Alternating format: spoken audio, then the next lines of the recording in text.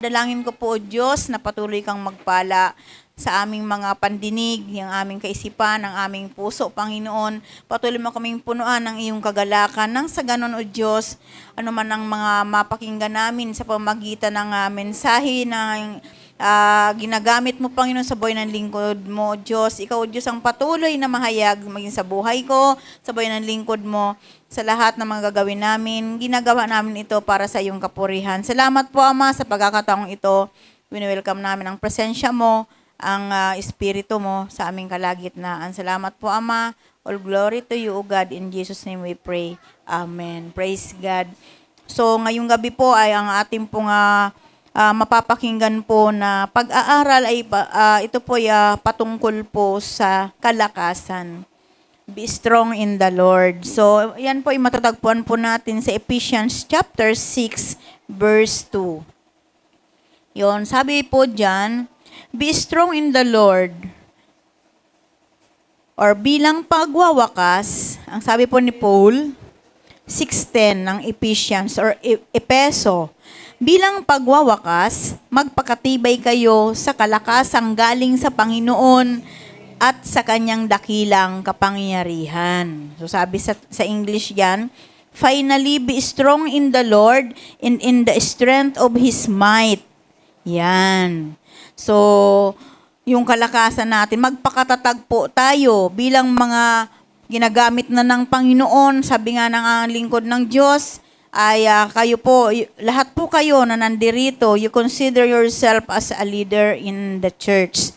So, kailangan magpakatatag. Bilang mga leader, kailangan kayong magpakatibay.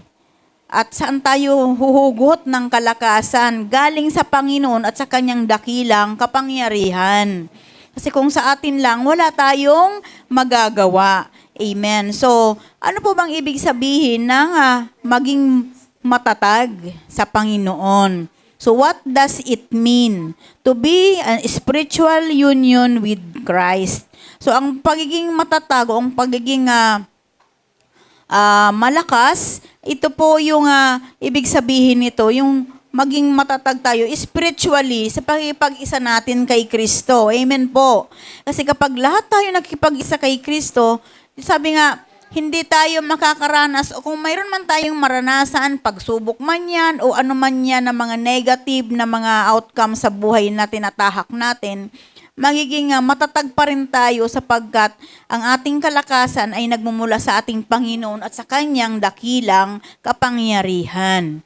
Amen. So sa kabuuan ng Biblia, tayong mga tagasunod ni Kristo ay karamihan pinapayuhan na maging matatag.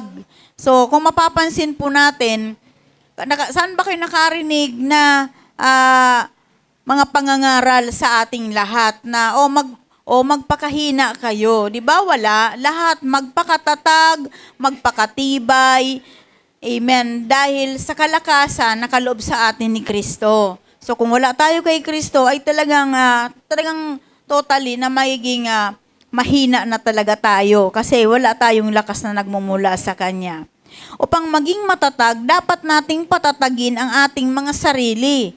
So, whatever happens, dapat tayong maging matatag. Amen po. So, kahit na mayroon kang pinagdadaanan, sabi ko nga, sa buong maghapon, na may nararamdaman ako sa katawan. Actually, Sister Beb, hindi po siya nakapag-ministry sa outreach kasi nga po, kumbaga, hindi ko kakayanin kung ako lang maiwan dito plus ng 2 bata tapos yung magluluto po ako.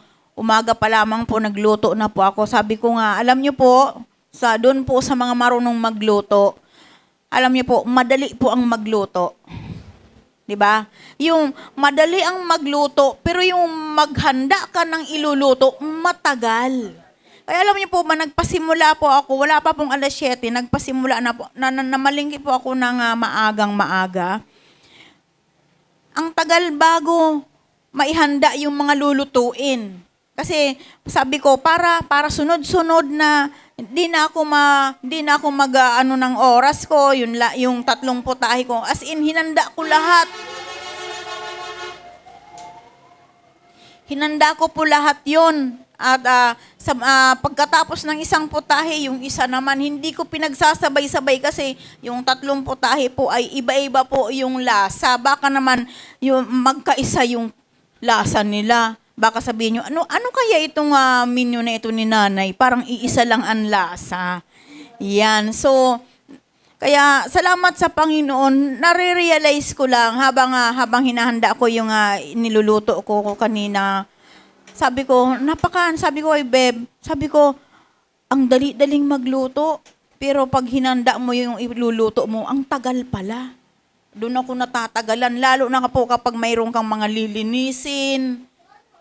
Naranasan nyo yun? So, ganun din yun sa pag-aaral ng salita ng Diyos. Di ba? Sa pag-aaral ng salita ng Diyos, parang sa umpisa, parang wala kang naiintindihan. Kaya sabi ko nga, talaga nga, inano ko yung time ko. Kailangan, Sister Beb, kailangan tanghali, tapos na ako. Kasi mag-aaral pa ako. Hindi rin basta-basta po yung ipinaghahanda. At the same time, as in nag-evaluate na po kami ng mga gagawin natin sa mga susunod na mga araw. So, mahirap. Pero salamat pa rin sa Panginoon. Kasi sa kabila noon, sabi dito ni Paul sa Ephesians, magpakatibay ka sa kalakasang galing sa Panginoon at sa kanyang dakilang kapangyarihan. Kaya, Lord, without you, I am nothing. Kaya salamat sa Panginoon. So, sabi dito, karamihan sa atin ay matatag sa sa pangangatawan. Naniniwala kayo doon? Pag-aaral, trabaho, negosyo at relasyon. Subalit, hindi matatag sa Panginoon. Kakarelate ba kayo doon? Sabi nga, para maging matatag tayo, dapat nating patatagin yung ating mga sarili. Kaya evaluate natin yung sarili ngayon. Ano ba yung matatag sa atin? Pangangatawan, malakas, yung pag-aaral, trabaho, may matatag na trabaho, yung negosyo o relasyon, matatag bang relasyon nyo? Subalit, hindi naman matatag sa Panginoon. Bakit po nangyayari yung ganon? Kasi nga po, kailangan hindi po dapat masasapawan ng level yung intellectual. Hindi dapat yan tataas sa spiritual. Dapat yung spiritual na level ng buhay natin, ng aspeto ng buhay natin, yan yung pinakamataas sa lahat na antas na aspeto ng ating mga buhay. Binibigyan din ng Diyos na tayo ay maging matatag sa Kanya. Maraming mga mananampalataya na o mga tao man na nakakakilala sa Panginoon, subalit hindi naman o kailanman naging matatag sa relasyon niya sa Diyos. Kaya nga maraming mga nagbabackslide kasi hindi po matatag. Amen po ba? Hello? Kaya alam niyo po, praise the Lord, sa Diyos lamang po ang kapurihan. Doon po sa mensahe po nung nakaraang linggo, mayroon po ba kayong lesson learned? Sa mensaheng yun, payak, di ba? Napakapayak. Mayroon po ba kayong natutunan doon? Alam niyo po ba, madaling araw pa lang po ng Monday, nagka-counsel na po ako. Kasi through that message, last Sunday, ay sabi ko nga, may power din, may kapangyarihan talaga maging yung ating live streaming. Kasi through watching the live streaming natin, nare-realize nila yung buhay nila sa ngayon o kasalukuyan, kung nasaan sila, kung ano man yung puso na mayroon sila. Kaya sabi ko, ganun pala yun. Kumbaga, akala natin okay na. Akala ko okay na. Ginamit ako ng Lord nung that Sunday para magmensahe. Alam ko na nasaturate na yung mga lahat na nararating ng ating live stream. Pero hindi pala nagtatapos doon. Mayroon palang feedback. Yung feedback pala noon, counseling. Kaya sabi ko, Lord, salamat. Kasi through that message, marami pong nagigising. Yung iba naman yung interpretasyon sa akin. Alam niyo po, kapag po ako itinatayo ng Lord, hindi ko po maramdaman na si Lord yung gumagawa sa akin kapag po ako ay mahina. Amen po? Kaya minsan akala nyo, ay galit si nanay. Hindi po. So kailangan talaga, bigyan mo ng buhay. Kapag kayo tumatayo, wag nyo, kapag kayo nanlulupay-pay na kayo ginagamit ng Panginoon, ibig sabihin, hindi kayo yun. Ibig sabihin, kayo yun. Amen? Pag mahina kayo, Kayo lang yun. Nasa laman kayo. Pero kapag mayroong extra strength, mayroong ekstrang kalakasan na parang talagang bumibigwas ba sa tumatayo. Ibig sabihin yan, si Lord yung nagmi-ministry para sa akin o para sa inyo. So, lagi nating tatandaan yan. So, sa bawat po pagtayo natin, sikapin natin na hindi tayo yung mahayag sa buhay natin, kundi si Lord. Kaya minsan nasasabi nyo, ang tapang naman nun. Sabi nga, hindi tayo binigyan ng Panginoon ng espiritu ng kaduwagan, kundi binigyan niya tayo ng espiritu ng katapangan. Amen. Kaya yun po yun. So, wag na po kayong magtataka doon kasi ang pakiramdam ko lagi kapag walang buhay yung pangangaral, ako lang yun, Lord, bakit ganon? Lord, gusto ko, ikaw yung mahayag sa buhay ko. Kaya bago nga po tayo itinatayo, lalo na po ako kapag bago tumatayo, Lord, I want more of you and less of me. Kasi ayaw ko na mahayag yung aking sarili, kundi si Lord yung mahayag sa aking buhay. Amen. So, ganun tayo dapat.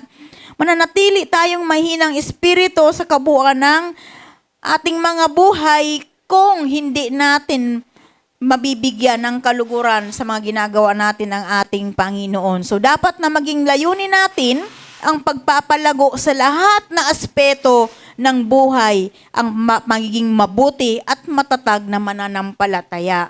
So, yan dapat yung ating maging layunin lagi. Dapat may goal tayo. Sa lahat na pinaggagamitan sa atin ng Panginoon, dapat mapalago natin. So, yung all aspects sa buhay natin, maging mabuti yan at matatag.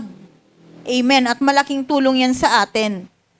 Upang maging isang matatag na tagasunod ni Kristo, tayo dapat ay malinang sa espiritual. Lumakad ng may kabanalan sa Panginoon. Pag sinabing malinang, makultivate. Amen po ba? Alam niyo po ba yung lupa na laging kinukultivate?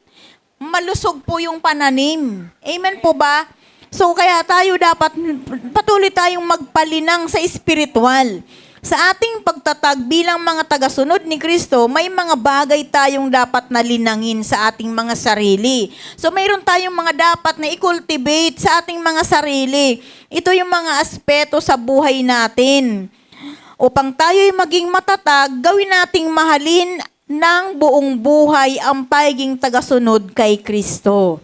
So gawin nating malalim. Amen? Palalimin natin yung buhay natin sa pagiging tagasunod kay Kristo. Hindi yung sinasabi mo lang na tagasunod ka. Hindi mo naman pinapamuhayan kung ano yung iyong napapakinggan. Hindi mo naman sinusunod ito. Para maging malalim tayo, dapat sundin natin kung ano yung sinasabi ng banal na kasulatan. Amen po ba?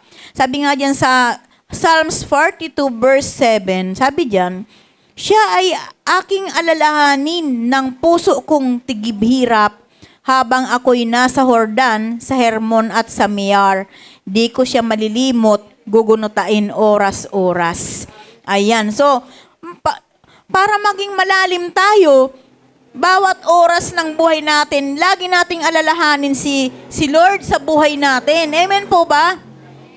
Kasi kapag malalim tayo, lahat na aspeto sa buhay natin, lagi tayong nagiging mapagpasalamat sa lahat ng mga sitwasyon na mayroon tayo. Amen. Kahit na hindi masarap yung ulam natin sa tanghalian. Lord, maraming salamat for this food that we are about to eat. Minsan ako nga sabi, Lord, alam ko na ito yung nanggagaling sa'yo. Amen. Kasi alam niyo po ba, nung mga panahon na kami nagpapasimula ni Tatay, yung mga time talaga na talagang we have an hour to look for the source na magkaroon kami ng masarap na ulam. Yan, so kahit na noodles yan, pinagpipray namin yan. Pinagpipray namin na magustuhan yung lasa ng mga anak namin. Alam niyo po bang nakapanagumpay kami doon. Amen. Kaya alam niyo po, mapalad po kayo na hindi nyo po naranasan yung naranasan namin. So sabi nga, di ba, minsan nagbubulay-bulay kami dito sa prayer and fasting. Yung sitwasyon nyo po ngayon, time of reaping na po kayo. nasa pag-aani na po kayo. Kasi ang hirap kung nakita nyo talaga yung sitwasyon na nagpapasimula kaming magtanim ni tatay, nagtatanim kami ng pagmiministeryo. So, talaga nga mahirap.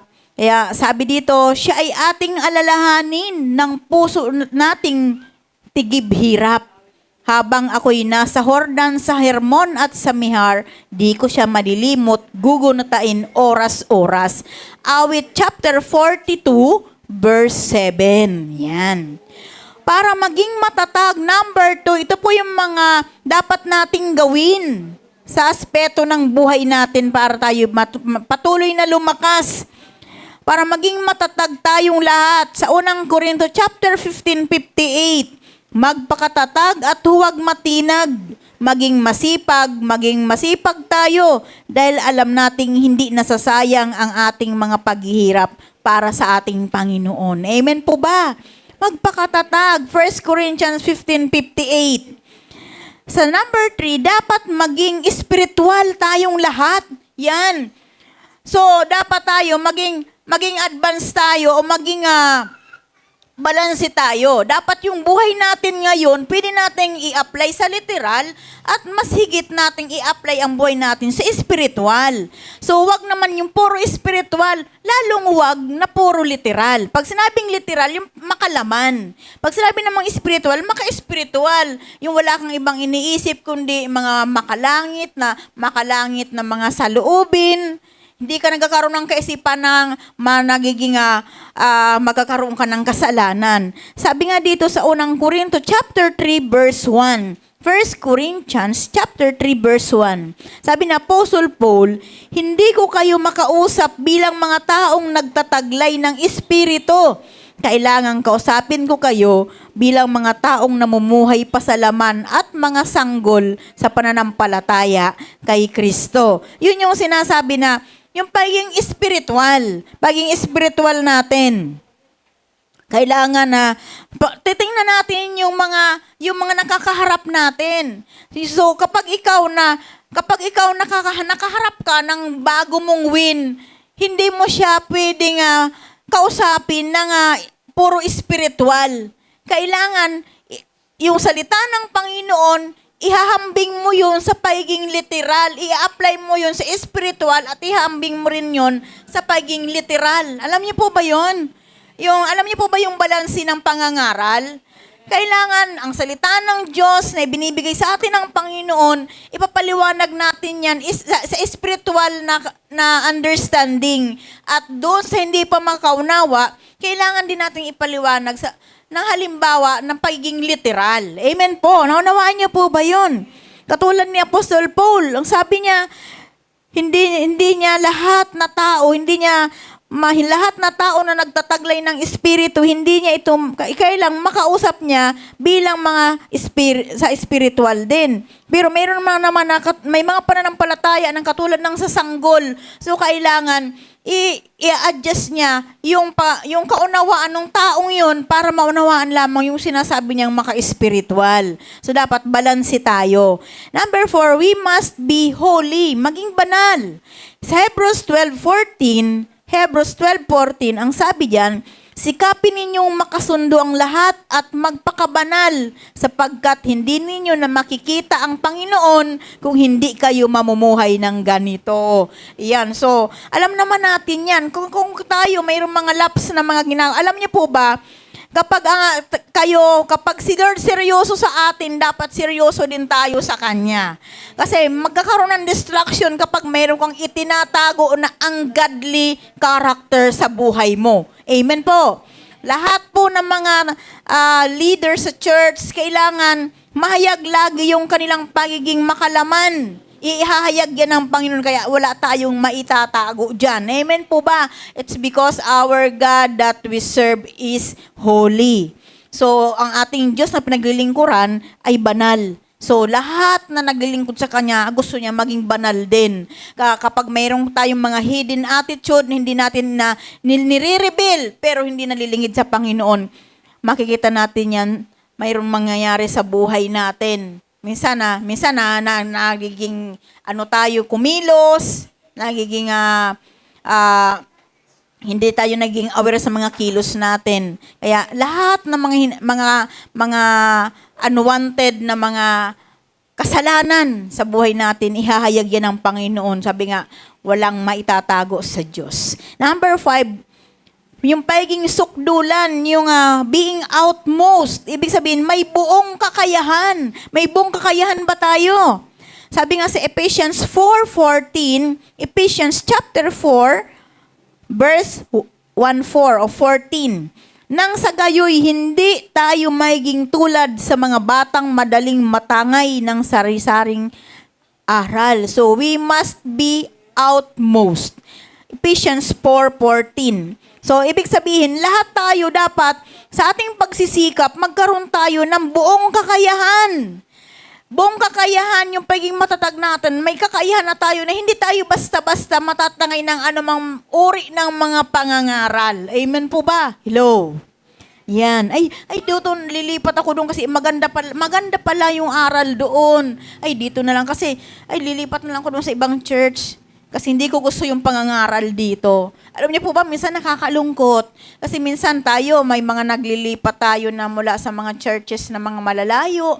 Pero nakakalungkot sa kanila. Kasi yung inalisan nilang church, nakakaawa naman. Kasi sila, nung nandun sila, hindi sila sumusunod. But I'm sure, kung naghahanap sila ng tamang pangangaral, tama yung pinapangaral sa kanila. Hindi nawawala yung obedience, pero nakakalungkot. They are disobedience. Amen po? So parang nakakahabag yung pinupunta nilang ministry. Kasi eto yung spirit nila, dinadala-dala lang nila. Hindi natin alam. Ano sa totoo lang, baka mamaya yung church sa kanilang pinanggalingan, ay salamat na walaan ang pamilyang yun dito.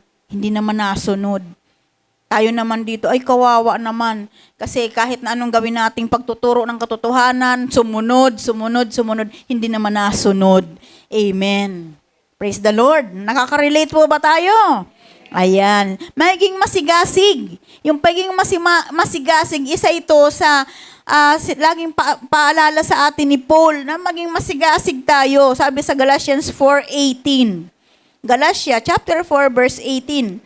Hindi masama ang magmalasakit kung palaging mabuti ang layunin.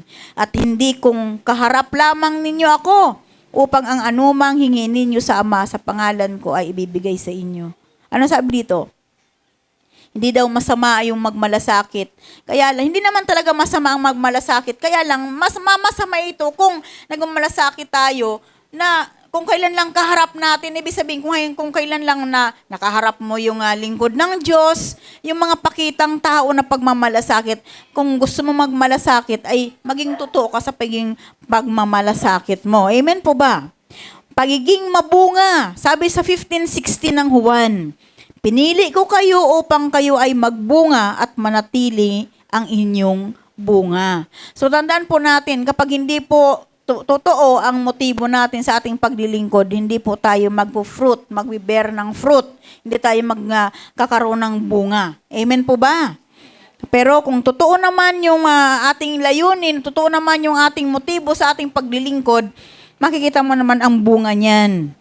Kaya kapag nakaranas kayo na marami ng persecution sa paglilingkod nyo, ibig sabihin niyan ay namumunga na kayo kasi nakikita na yung ginagawa nyo, nakasama nyo ang Panginoon. Amen. Number 8, sabi dito, we must be ready. Pagiging handa na makaharap ang Diyos anumang oras.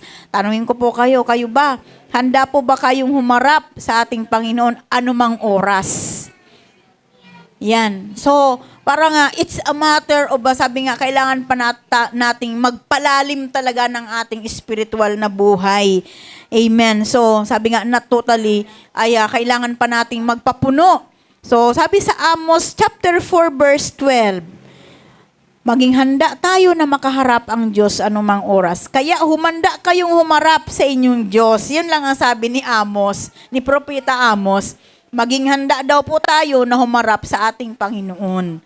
Napakaiksi lang na paalala ni Propeta Amos. Be ready to face the Lord, sabi niya. Bakit kailangan nating patatagin ang ating mga sarili? Bakit nga ba? Why we need to be still o kailangan nating patatagin yung ating sarili. Bakit nga ba? Sabi diyan, upang ating malupig ang masasamang tao. Yan.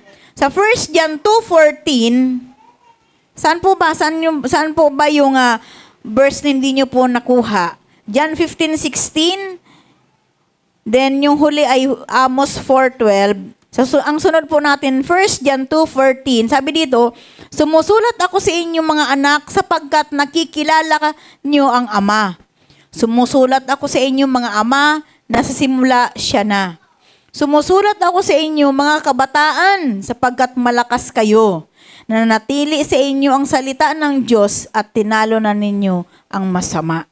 Ayan. So mga kabataan, nandiyan yung paalala sa atin ng Panginoon. Ibig sabihin, kapag matatag yung ating mga sarili, kaya na nating gumapi ng distraction na dumarating sa buhay natin. Kahit kabataan ka pa, kaya mong kontrolin ang sarili mo. Amen po ba? Kaya mong maging mapagtimpi. Hello. Kaya ka na distract, kaya ka nakakagawa ng ibang mga infirmity sa buhay mo. It's because you are not, hindi ka matatag. Amen po. Kaya kailangan mong patatagin ang sarili mo. So, sa kasalukuyan, evaluate natin yung ating mga sarili. Matatag na ba ang sarili ko? Matatag na ba ako para kontrolin ko yung sarili ko, kontrolin ko yung emotion ko, kontrolin ko yung nararamdaman ko, yung puso ko, unahin ko ang Panginoon. Amen po ba? Sabi dito, sapagkat ang kaaway ay patuloy na nagpaplanong salakayin tayong muli. Ayan. So, bakit daw tayo kailangan maging matatag? Dahil ang kaaway ay patuloy siyang nagpaplano na salakayin tayong muli. 'Di ba? Sabi nga, kapag tayo minsan ay nakalaya na, dapat manatili tayong maging malaya na sa pagkakasala, sa kasalanan. Lahat nating iniwanan, wag na nating balikan pa. Kasi kapag binalikan natin yun, kung yung kasalanan mo ay 3 lang na isinuko mo sa Panginoon, magiging 7 pa yan. Amen po ba? Kaya sabi ng paalala sa atin, maging patatagin natin yung ating mga sarili. Sabi niyan sa 1 King 2022, yung tungkol nga sa mga sundalo. Bakit daw pinipili sa mga sundalo, yung mga kabataan, sila yung pinaglilid doon sa pag-atake. Doon lang sa unang hari, chapter 20. Kung babasahin nyo yun, sa 2022, nakalagay doon, yung mga bata pang sundalo, sila yung pinapauna doon sa pag-aatake sa labanan. Bakit? Kasi sila malalakas pa. Amen? Maliliksi pa. Mga bata pa kasi. Kapag siguro, napapansin nung time na yun, habang nagigera ang mga mandirigma noon, yung mga matatanda na, yung mga ahead na yung edad, ay nakita nila na hindi na pwedeng ipauna pa sa labanan. Kaya ang pinapauna nila. Kaya dapat kapag ikaw nagsundalo, mag-immature mo yung sarili mo. I-matured mo yung sarili mo. Katulad din yan sa spiritual. Kailangan nating maging matured. Yan. Kaya mga kabataan, huwag kayong mag-alala kung kayo laging kumbaga nangunguna, ay sa kabila ng pagiging kabataan, ikaw ay naglilid na sa mga kabataan, naglilid ka sa church, naging leader ka na. So, huwag mo nga ikahiya yung pagiging leader mo sa isang ministry dahil mapalad ka. Kasi sa kabila ng iyong kabataan ay naging leader ka na. Upang tayo ay makatakbo ng wasto sa karera. Sabi nga, bakit natin kailangan patatagin yung ating mga sarili? Sabi dito, para tayo ay makatakbo ng wasto sa ating karera. Sabi yan sa awit 19, verse 4 hanggang 5. Tulad ng masiglang manlalaro na handang-handa sa takbuhan. Dapat ganun tayo. Lahat ready tayo. Lahat, kahit may umatake man dyan ng leon, dapat ready tayo. Umatake man ang problema, ready tayo. Amen po ba? Yan yung sinasabi na talagang dapat tayo maging ready. Makatakbo natin. Wasto ang mapagnagumpayan natin yung buhay taging leader natin. Psalms 19:4 and 5. Then, bakit kailangan patatagin yung ating mga sarili upang matagalan ang araw na masama?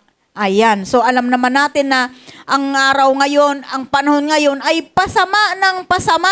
Amen po. Baka katulad ng binabanggit ko, kapag mababaw ang spiritual mo, yun yung sinasabi na, ay kakapit na lang ako sa patalim. Kahit ano na, papatulan na, kumita lang, magkaroon lang ng pera. Hello? Di ba po? Yan, sabi nga, dapat maging matatag tayo sa pagiging Kristiyano natin, sa pagiging tagasunod kay Kristo. Dapat alam natin yung stand natin, whatever happens, whatever the outcomes dun sa mga desisyon natin, dapat natututo tayo na matagalan yung mga araw na masasama. Pag sinabing masama, siguro kasama na doon yung problema, sakit at karamdaman, kawalan, dapat maging matatag tayo doon. Amen po ba?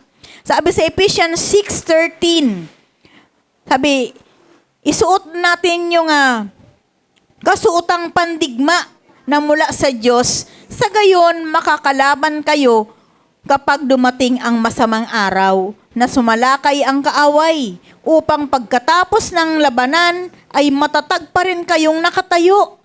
Yan, so dapat lagi natin daw isuot yung kasuotan nating pandigma, yung ating mga sandata, yung ating pananampalataya. Amen po ba?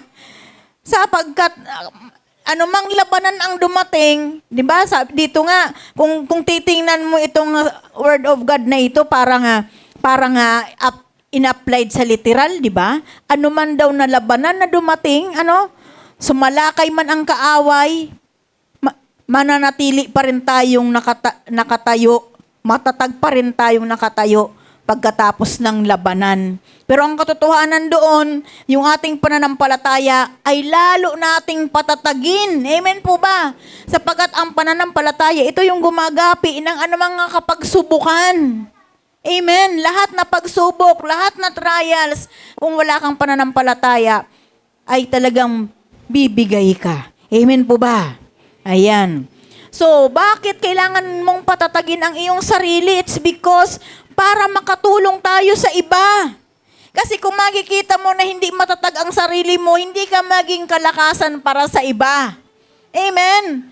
Hindi yung kahit na, di ba, sabi ko nga, kahit na mayroon tayong dinaramdam sa ating mga physical na katawan, dapat ipakita natin na yung maging kaharap natin ay makakahugot pa rin siya ng lakas para sa atin. Maging blessing pa rin tayo. Ang blessing naman, di lang ito nakapaloob sa pera. Amen po ba? Katulad nga, di ba, through the message, di ba, yung mensahe ng nung nakaraan linggo patungkol sa trials, may lumakas doon. May mga nagpatotoo doon. Amen po? So, dapat ganun tayo. Hindi man tayo makatulong na literal, bagkus yung ating kakayahan na kaloob ni Kristo dahil sa pagiging matatag natin sa spiritual, naging blessing tayo para sa iba. Sabi diyan sa Romans 15:1, sabi dito, he who are strong in the faith ought to help the weak. We should not please ourselves. Sabi dito, sabi nga, lahat ang sino man daw na malakas sa pananampalataya ay kailangang tulungan yung mga mahina. Yan.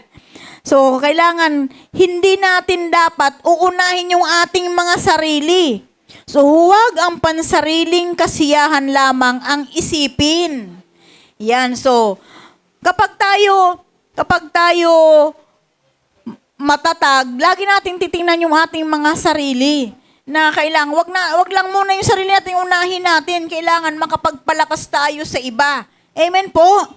Kasi marami pa lang nangailangan ng kalakasan. Hindi lang literal na bagay, kundi higit sa lahat yung spiritual. Alam niyo po ba yung strength na nagmumula sa mga lingkod ng Diyos ay hindi po natin mabibili sa bangketa. Amen? Hindi yan mabibili sa bangketa. So, bakit kailangan rin nating patatagin ang ating mga sarili upang maging matatag at isang matalino sa mga bagay? Maging matatag sa ang matalinong sa mga bagay. Sabi dito sa 24 verse 5 ng Kawikaan, Ang karunungan ay higit na mabuti kaysa kalakasan at ang kaalaman ay kapangyarihan. Amen. So kailangan maging matatag tayo doon sa mga bagay na kung ano yung kinakaharap natin. Sabi nga, yung karunungan, sabi nga, kapag wala kang karunungan, hindi ka rin magiging blessing sa iba. Amen. Sabi dito, ang karunungan ay higit na mabuti kaysa kalakasan at ang kaalaman ay kapangyarihan. So dapat, ang lahat ng ito ay mayroon tayo nito, package ito sa atin. Yung wisdom, yung knowledge, at yung strength, ay mayroon dapat tayo nito para maging blessing tayo sa iba. Sabi niyan sa Colossians chapter 2, verse 6 hanggang 7, yamang tinanggap na natin si Jesus Christ bilang Panginoon natin at tagapagligtas, we must live according from His will. Magpakatatag tayo sa ating pananampalatayang itinuro sa atin at lagi tayong mapagpasalamat. Yan.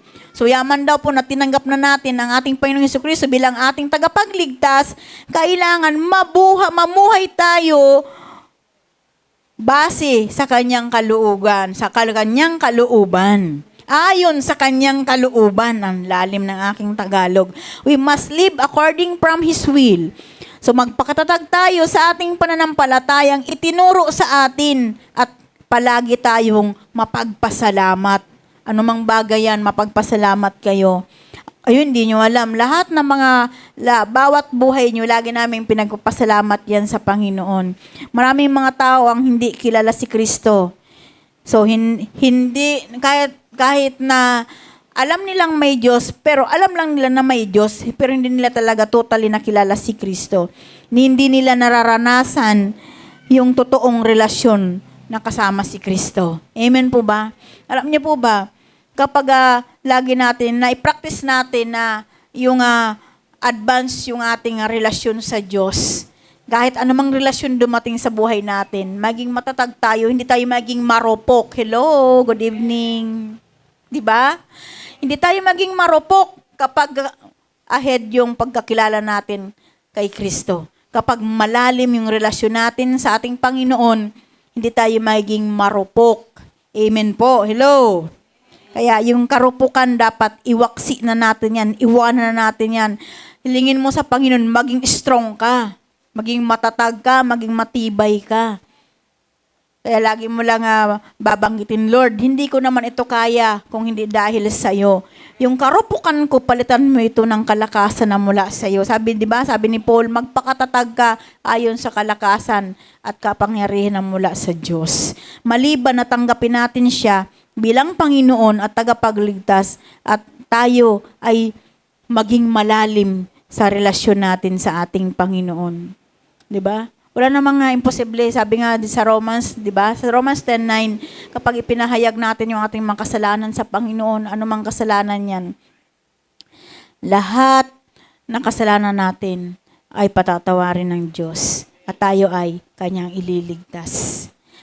Walang bagay na hindi kayang gawin ang Panginoon sa buhay natin. Kung yung karupukan lang ang problema mo sa buhay mo, kaya mo yang i-give sa Panginoon. I-let go mo yung karupukan na yan.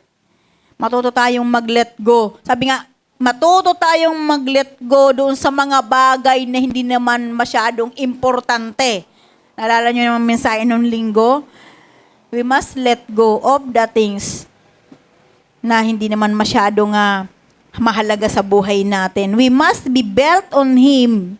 So, dapat tayo ay magkaroon ng pundasyon na kasama siya. So, nakatayo ba na para sa Kanya? Hindi ka nabubuhay para sa pangarap mo, kundi nabubuhay ka para kay Kristo. Kasi kapag nabuhay ka kay Kristo, pangarap mo, isusunod yan sa iyo. Amen po ba? Mabuhay ka man sa pangarap mo, kung wala naman si Kristo sa buhay mo, useless din. Yun yung sinasabi, marami ang matatalino ngayon dito lang. Pero pagdating sa spiritual, walang laman. Amen po ba? Nakaka-relate po ba tayo? While we are doing this, we can build our life na mayroong hindi matitinag na pundasyon. So, kailangan magkaroon tayo, we must build in. Ibig sabihin, maging malalim yung pundasyon natin sa ating Panginoon. Walang bagyo at alon na makakawasak sa ating mga buhay kapag tayo ay malalim na pundasyon meron tayo sa Panginoon. So, lagi natin titingnan yung paging lordship ni Lord. Amen? Kung may friendship, may lordship. Pag sinabing friendship, yung parang hindi mabuwag yung pagkakaibigan nyo, ay ganyan kami ang friendship namin. Ganon din yung lordship. Talagang hindi mabubuwag, malalim yung pundasyon. You must be rooted. Dapat may ugat yung relasyon mo sa Diyos. Amen? Kasi kapag sinabi, ay si friendship nandyan, parang ang kahulugan yan, parang rooted na yung inyong pagkakaibigan. So bang wala nang makapagbuwag noon sa friendship nyo. Kaya nga, kung may friendship, may lordship. Pero sikapin natin na yung paging Lord ni Lord sa buhay natin, it must be rooted in our hearts. Dapat mayroon yan ugat sa puso natin. Yung hindi na ba mabubunot, pag madaling mabunot, naku, nandyan yung karupukan. Yan, so naging marupok tayo. Sabi nga, when we know that we are in Christ, so may kapanatagan tayo at alam natin na ano man yung nararapat upang makapanatili tayong tapat sa Kanya. Yan, alam natin yan. Kapag tayo'y na kay Kristo, panatag tayo. Alam natin kung ano yung gagawin natin. Paano ba ako makakapanatili sa Panginoon? Baka kapanatiling tapat sa Diyos. Amen? Praise the Lord. Alam niyo po, a day ahead, mayroong nagko-confide sa akin. It was a parent o buwan na kabataan here. Sabi niya, lagi niyang kinakausap ang kanyang anak na wag na siyang gayahin. Wag na daw siyang gayahin. Kasi medyo may katigasan yung ulo ng kanyang anak. May naririnig na paalala, may naririnig na salita ng Diyos, ayaw sumunod. So sabi niya, I always talk to my son. Sabi niya, habang siya'y nagsi-CR, kinausap niya ako, Nay, lagi ko pong kinakausap yung anak ko na wag na po akong tularan. Kasi malaki po ang pagkakamali ko na siyang sinasuffer ko ngayon. Alam niyo po ba, pagbaba ko po sa pulpito, nagka-counsel agad. Biyaya ng Panginoon. Di ba?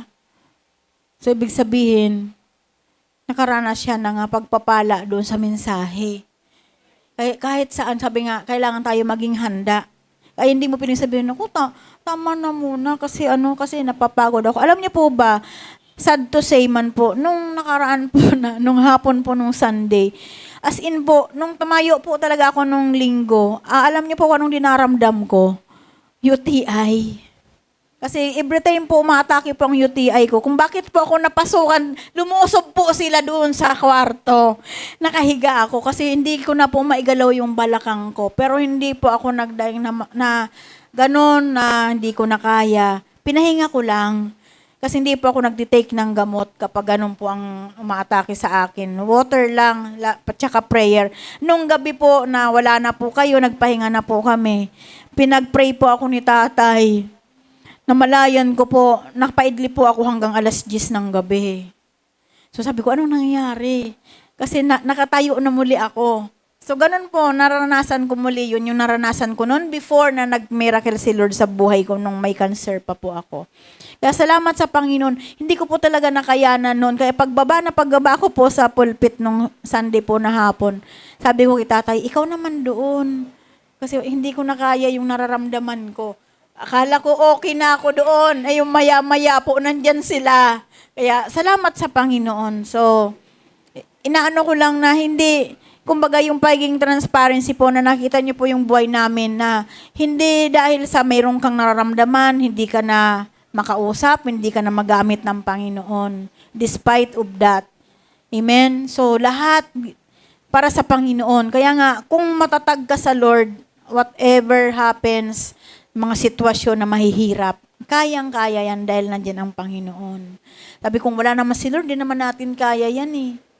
Yun na nga lang. Alam niyo, hindi ako nagreklamo kasi yesterday kasi, umaga pa lang po talaga, inumpisan ko na po yung paglalakad. So, pagod na po yung katawan ko sa paglalakad. Pabalik-balik, meeting po namin doon sa center namin, meeting din sa school. Tapos, kailangan ko pang bumalik nung hapon kasi inabangan ko. Nung 11, nung mga 10:30, pumunta pa ako ng bakery. Wala pa pong luto na pagkain. Wala yung binibili natin na tinapay. So, sabi nung may-ari, maya ka na bumalik, mga 1. So, parang nagmamadali ako noon. Hindi ko na siguro namamalayan kung ano yung mga posisyon ng paglalakad ko. Kasi namamalayan ko na lang, nagka-crack na yung tuhod ko. So ngayon, nakikita ko ngayon, sabi ko, bakit ganun? Parang pantay na yung aking kanan na sa sobra po talagang maga. Pero ito pa rin, pinagtagumpay pa rin ng Panginoon. Kasi kapag kasi minahal mo yung nararamdaman mo, nako, parang hindi ka, mas lalong sayang na hindi mo magawa yung gusto mong gawin. Kaya kahit na mahirap, Lord, kaya ko to. Kasi nandyan ka naman. Kaya salamat sa Panginoon. Hindi naman pwede na, ay wag muna tayo mag-mentoring ngayon kasi may nararamdaman si nanay. Pero sabi ko, hindi, sayang ng panahon. Lalo na po, by next week, ay marami po tayo muna, i-give muna natin yung ating evangelism day ng Tuesday and Thursday po muna. Yung Thursday po natin, preparation po natin yan para sa kinabukasan nating gawain. Kaya yung Tuesday naman po, kung bakit po ay sabi ko po kay tatay na wag muna tayong mag-pursue ng evangelism. Kasi po, most of us, di ba, kasama po ako doon, sa amin po, 2 anak yung graduate. Tapos yung iba po nating mga sisters, ay ganun din po, mayroon din silang mga commitment sa kanilang mga anak. So, basta ang alam nyo, mahal nyo ang Panginoon.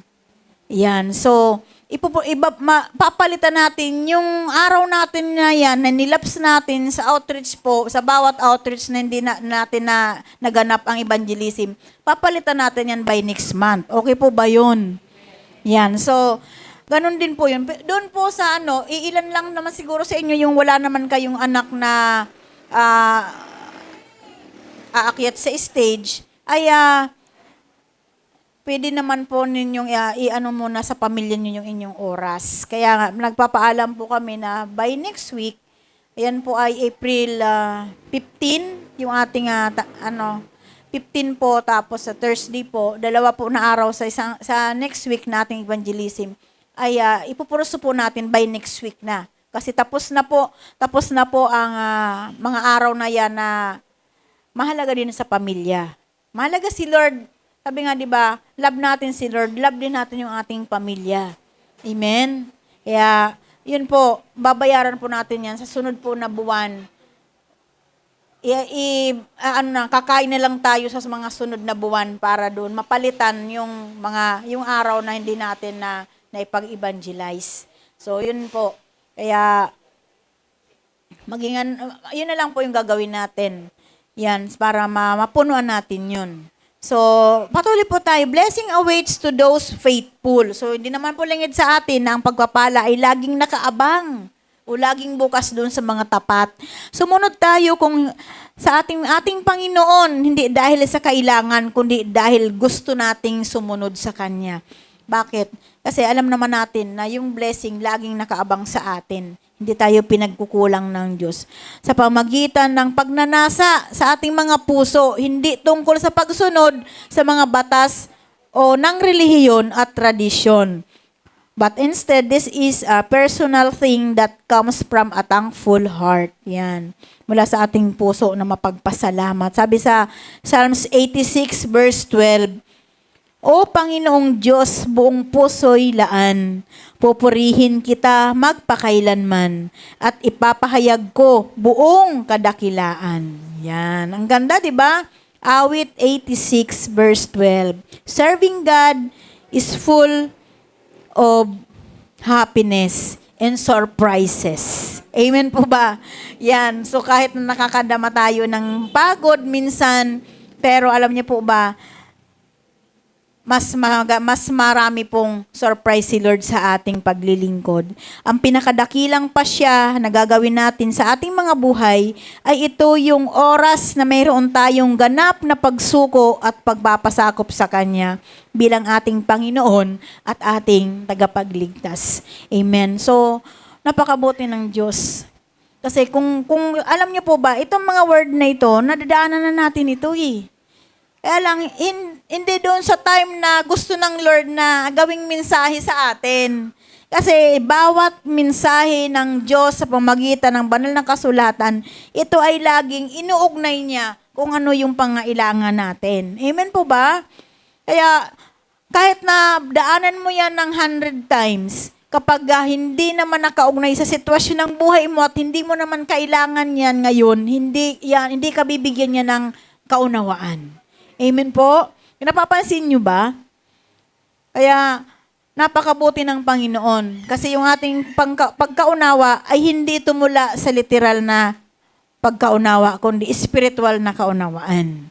Yan. So, kailangan, lagi lang na level up yung ating spiritual na karunungan. Yung understanding. Sabi nga, kapag wala kang karunungan, sa Diyos ka humingi sapagat napakasagana niyang magbigay. Yung iba sa atin, kapag marami siyang karunungan literal, pero karunungan spiritual wala. Kaya wala siyang naiisip na mabuti, kaya wala siyang ibang ginawa, kundi pahalagahan yung mga bagay na hindi naman nakaugnay sa Panginoon. Amen. Kaya nakikita mo yung buhay niya, parang hindi, kumbaga naturingan, may trabaho, kumikita ng malaki, pero parang hindi sumusunod ang blessing. Amen po? Nakaka-relate ba? May kilala ba kayong taong ganon? Ako mayroong kilalang ganon.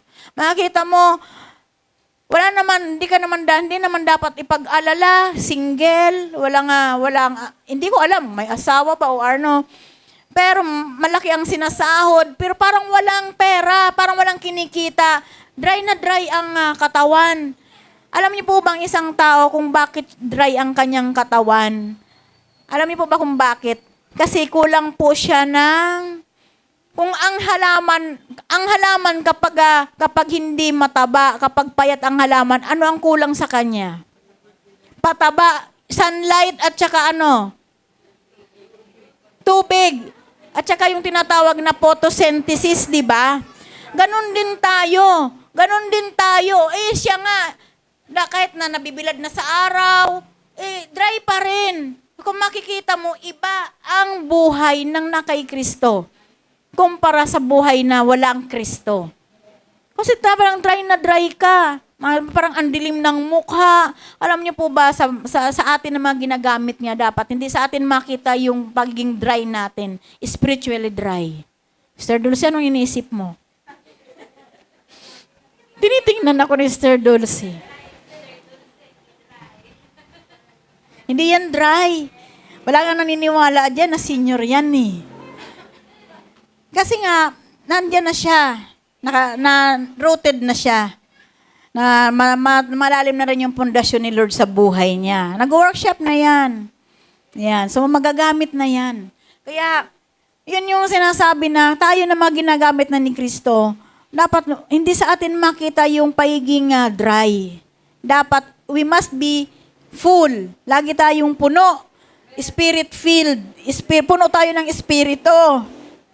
Yan, kahit na kinakapos tayo, financially we're not able, alam naman ng lahat yan eh. Pinagdadaanan natin yan, wala naman, magiging ka lang ngayon, masasabi mo lang ngayon, ako wala akong pangangailangan kapag wala ka kay Kristo. Kasi yun yung mga tao na magapalalo. Akala kasi nila, yung kapunuan, yung kasaganaan ay natatamo sa pamagitan ng literal na bagay. Hindi po totoo yun. Ang kasaganaan, ang kapunuan, o ang anong tawag doon, yung kasiyahan, natatagpuan lamang yan sa presensya ng Diyos.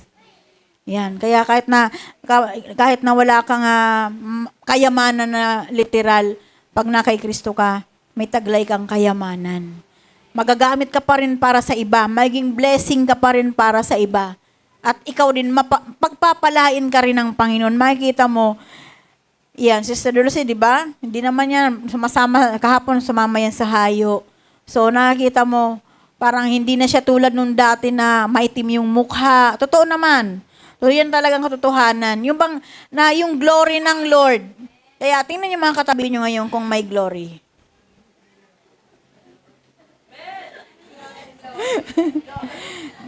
Glow na glow. Yan. Nagmamantika pa. Si James, tingnan mo nga kung may glory. Pinapawisan. Ayan. Salamat sa Panginoon, no? 'Di ba? Yung iba diyan, mga pagod diyan, no, galing sa outreach, oh. Yung pawis nila may kasama yan. Yung lumalabas na katas, may glory yan ni Lord. Kasi puno sila. Ayan, kaya salamat sa Panginoon. Meron ba tayong natutunan? Ayan, pag wala, nako, wag na tayo mag-mentor sa mga susunod pa. So, salamat sa Lord sa natapos natin na pag-aaral. Nawa ay mayroon tayong kasiglahan na naligayahan yung ating mga puso sa pakikinig ng mabuting balita ni Kristo at sa kanyang mga paalala. Amen.